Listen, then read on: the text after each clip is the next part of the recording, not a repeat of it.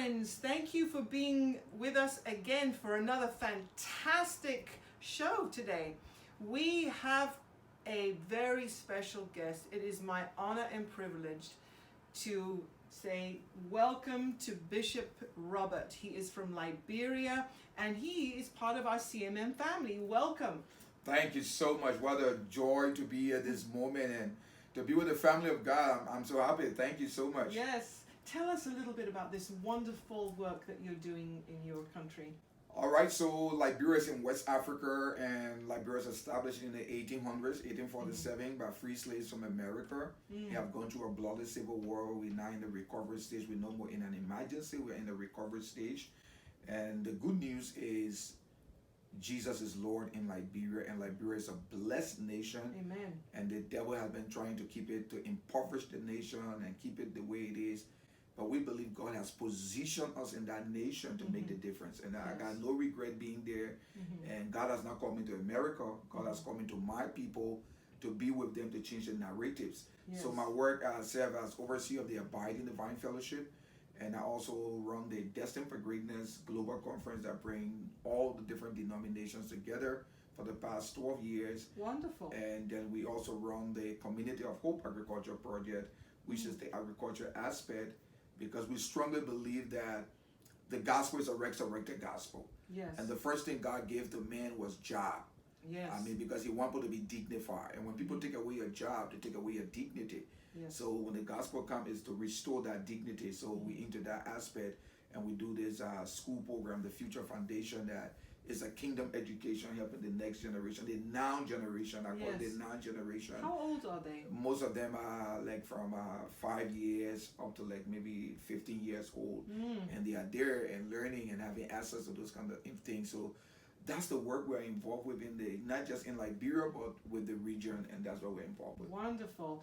I'm excited to hear about the agricultural project. Tell us a little bit about that for the family and for friends that don't know. So the agriculture project started in 2008 with my father, and I really gave hats up to him, the Apostle James Bimba. He started it and felt that it was after the war. People are looking outside for help. He said, let's make use of the land that we have. So it was a wasteland. And it was a place where criminals used to go to hide. And not far from one of the worst massacres that occurred within the same Dupo era in Liberia during the war. And his intent was to grow food. And in the process, he was arrested and put into prison. Wow. How can you be in prison for growing food in a country that's impoverished? Yes. But again, the slavery mentality made people not to love each other, to hate development. Because they wanted to keep people in that slavery mentality and in that poverty mindset, which is, as we know, friends and family, that is not God. That's not God is a giver. He's AIDS. And he wants to see people free. People should think for themselves, should do things for themselves. So, and then we started it small and it scaled up, we repackaged it, and it has really been one of a vehicle for, national transformation, a vehicle for the region as well. God has used that little program to speak to kings, to queens, and just change the narrative for so many, provide jobs, provide the food. So we have moved from we started off very small, and the government was able to give us 32 acres of land. That's wonderful. This year, last year we got the deed, the title to it, which is a real breakthrough right in the urban area. Wow. And then we are working with several farmers across the country. And the whole objective to share the love of Jesus Christ. Yes. And as we grow the food, and we're trying to get this food on the market. So the goal, right now we have a processing facility to mill the rice. And that's what you're growing primarily, rice? Rice. Which is the main staple. It is the staple, and if you don't eat rice, you are not eating. Yeah. So we call rice is life. Yes. So, and who can do it better than the church? Yes. And we have been growing it, and God has really used it. The president, the vice presidents, and other officials have made us as reference. Good reference. Wonderful. Isn't that awesome? Yes, that we are the light of the world. People should come to us for direction, and now we run into the word. So we are grateful to God for that whole process. So where we are right now is to put the entire 32 acres under cultivation is the goal. The goal is to make rice, Liberian rice, domestic rice, available on the local market. and we have launched the Liberian, the I Love Liberian Rights campaign, because the slavery mentality that have come over the people is they don't love their own, they only want imported things. Okay, that's a So good how do we point. break that Yes. mentality? So we have to raise the awareness that what you have is even superior to what you're trying to import. Yes. And every time you import, so I tell the people, we need to stop the importation of poverty and Yes. exporting our wealth. Yeah. Because every time we import foreign food and bring it to our country, we are importing poverty in ourselves because we export our wealth and then we bring in poverty. But the best way is to Yes. do the domestic production. That's the gospel. Yes. And that I've helped to help pastors and support the work that we do across the region. And I'm so happy that, I mean, CMM coming along is a real breakthrough. That's wonderful. And how are you? I'm sure you are maintaining really good relationships with other churches and other pastors. It's like a community. It's like what the Bible calls true fellowship. It's taking care one for another. It's what the apostles did. They brought everything before the feet. Yes. People brought everything before the feet of the apostles, and they distributed to all who had need. Yes. I'm sure that this is the same principle. That's why we are on. We work with network. I chair a lot of network, but the Destined for Greatness Global Conference brings church leaders from different backgrounds, and the objective is kingdom. Yes. It's not about me, it's not about you, Right. it's all about Jesus Christ. Absolutely right. It's not about your title, your denomination, it's Right. about Jesus Christ. So breaking those walls have really created a lot of breakthroughs and telling people that we're too blessed to be hungry. We're too blessed as a nation, as a people to be suffering. Yes. But they have told us over the years that we can't, that we're on the wrong side of the track. And I tell them, no, the Lord said we can, so there where we are. We have forgotten all his benefits. Yes. When the psalm says, forget not Yes. all his benefits. Awesome. All I his remember benefits. it every day.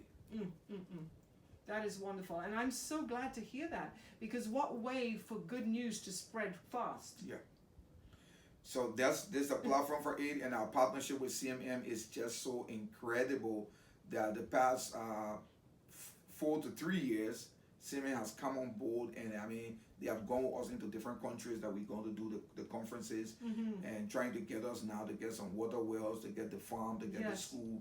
Yes. I mean, they are really the hands and feet of Jesus. Yes, and that is what we're called to do. And that is, Frankly, as you said, And kingdom. CMM, the thing is, I mean, they have gone beyond self. Yes.